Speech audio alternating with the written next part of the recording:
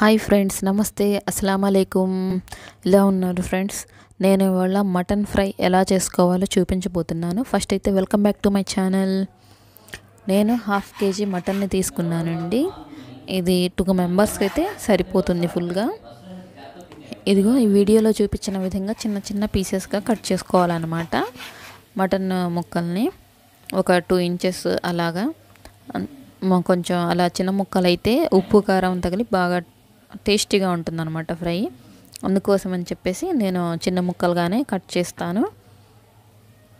ఇలా చిన్న ముక్కలుగా కట్ చేసి కడిగి పక్కన పెట్టుకోవాలండి. కుక్కర్ తీసుకొని అందులో ఆయిల్ వేసేసి ఒక 2 tablespoon ఆయిల్ వేయాలి. వేసి మనం మటన్ కడిగి పెట్టుకున్నాం కదా, ఆ మటన్ వేసి 1.5 spoon ఉప్పు, 1 spoon పసుపు, 1 spoon కారం, 1 spoon అల్లం వెల్లుల్లి వేసి బాగా కలపాలి. ఈ కారం మసాలాలు ఇవన్నీ ఎందుకు తక్కువ వేసానంటే తర్వాత మనం ఫ్రై చేసుకునేటప్పుడు వేసుకుంటాం అనమాట. అందుకోసం అని చెప్పి తక్కువ వేసాను. ఇప్పుడు ఇవన్నీ వేసేసి కలిపి నార్మల్ మూత పెట్టేసి సిమ్లో పెట్టాలన్నమాట. స్టవ్ సిమ్లో పెడితే అందులో ఉన్న వాటర్ అన్నీ బయటకు వస్తాయన్నమాట. ఇదిగో మన వీడియోలో చూపించిన విధంగా ఇలా వస్తాయన్నమాట. ఇలా నీళ్ళన్నీ బయటకు వస్తాయి. బయటకు వచ్చాక మళ్ళీ సిమ్లోనే పెట్టాలి. సిమ్లో పెడితే ఏంటంటే ఇంకా ఎక్కువ వాటర్ ఉంటే బయటకు వస్తాయి.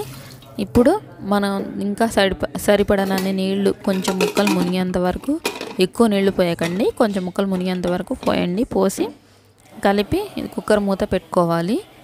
4 విజిల్స్ పెట్టారండి. ముదురు మటన్ అయితేనేమో 5 విజిల్స్ ఆవిరిపోయాక ఇప్పుడు మనం కుక్కర్ తీసి మూత తీసి చూస్తాం కదా. ఇప్పుడు చాలా నీళ్ళుంటే హై ఫ్లేమ్ మీద పెట్టేసి ఇదిగో ఇలా కలుపుకుంటూ ఇలా ఆయిల్ సెపరేట్ అయ్యేంత వరకు ఉంచాలండి. ఇప్పుడు ఒక కడాయి తీసుకొని అందులో 2 tablespoons ఆయిల్ వేసుకోవాలి.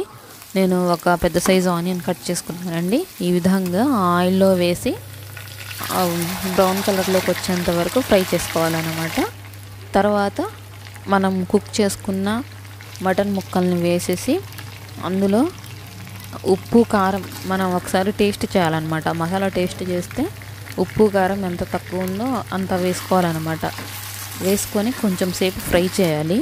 ఫ్రై చేసుకున్నాక ఇప్పుడు అందులో ఉన్న తేమ అంతా కొంచెం తగ్గిపోతుంది కదా. కొంచెం ఆయిల్ పైకి వచ్చినప్పుడు అల్లం వెల్లుల్లి పేస్ట్ ఒక 2 tablespoons వేసుకోవాలన్నమాట. ఫ్రెష్ అల్లం వెల్లుల్లి పేస్ట్ అయితే చాలా టేస్టీగా ఉంటుందండి. అల్లం వెల్లుల్లి పేస్ట్ ఫ్రెష్ది వేసుకొని ఇప్పుడు కొంచెం ఉప్పు కానీ ఏమన్నా తక్కువ ఉంటే వేసుకోవాలి. కొంచెం సేపు ఫ్రై అయ్యాక కొంచెం 1 spoon ధనియాల పొడి కూడా వేసి ఫ్రై చేసుకోవాలన్నమాట. ఒక 10 minutes ఫ్రై చేసుకున్నాక లాస్ట్లో కొత్తిమీర తరుగు వేసుకొని ఫ్రై చేసుకోవాలి. మనం ఫ్రై చేసుకుంటూ ఉంటుంటే అది కలర్ చేంజ్ అవుతూ ఉంటుందన్నమాట. చూసారా, ఇందాక కొంచెం నార్మల్ కర్రీ లాగుంది, ఇప్పుడు కొంచెం రెడ్ కలర్లోకి అలా చేంజ్ అయింది కదా. అందుకోసం అని చెప్పేసి మనం ఫ్రై చేసుకుంటూ ఉండాలి. సిమ్లో పెట్టాలన్నమాట. పొయ్యి మాత్రం చిన్న మంట పైన ఫ్రై చేసుకుంటూ ఉంటుంటే ఇప్పుడు మన ఫ్రై మాత్రం రెడీ అయిపోయిందనమాట. ఓకేనా ఫ్రెండ్స్? ఇది చాలా టేస్టీగా ఉంటుంది. మీరు డెఫినెట్గా ట్రై చేయండి ఫ్రెండ్స్. మీకు డెఫినెట్గా నచ్చుతుంది. నా ఛానల్ని నా వంటలు మీకు కనుక నచ్చినట్లయితే మరిన్ని వంటల కోసం నా ఛానల్ని సబ్స్క్రైబ్ చేసుకోండి ఫ్రెండ్స్.